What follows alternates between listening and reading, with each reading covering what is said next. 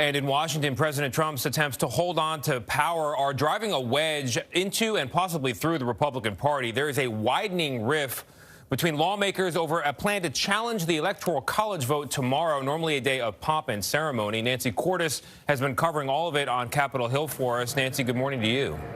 Good morning. Tensions are definitely rising ahead of this certification clash tomorrow. One of the leaders of the challenge effort, Missouri's Josh Hawley, says that protesters showed up at his Virginia home and threatened his family.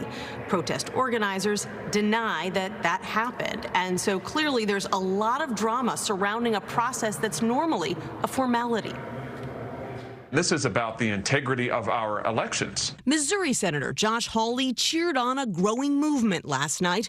Republicans who plan to contest the results tomorrow without evidence of fraud. I believe there are serious questions with respect to the presidential election. Despite attempts by Senate Leader Mitch McConnell to talk them out of it, at least 13 GOP senators have joined the cause, including Georgia's Kelly Loeffler, who spoke last night at a rally with the president on the eve of her special election.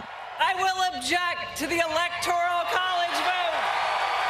The effort has dismayed some Republicans, like Ohio's Rob Portman, who noted that not a single state found evidence of fraud or irregularities widespread enough to change the result of the election.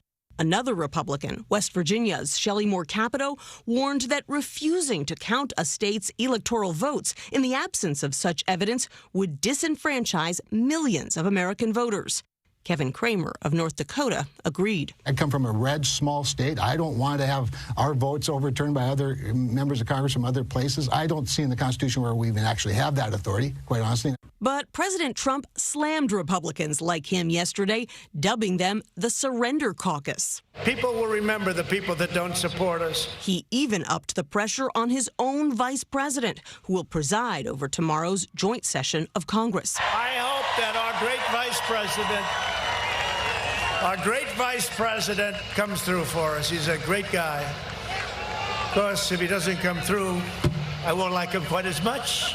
Mr. Pence made it clear he won't disappoint.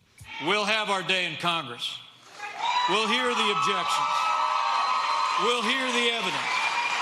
But Vice President-elect Kamala Harris argued none of it will change the outcome. Let me just tell you something. We're going to be inaugurated, period. I know you're going to be inaugurated, but when you see what... Here in Washington, more than 300 National Guard members have now been activated ahead of expected pro-Trump rallies tomorrow. And all D.C. police officers will be on duty as well because they're anticipating tens of thousands of people in the streets. Anthony? Nancy, thank you.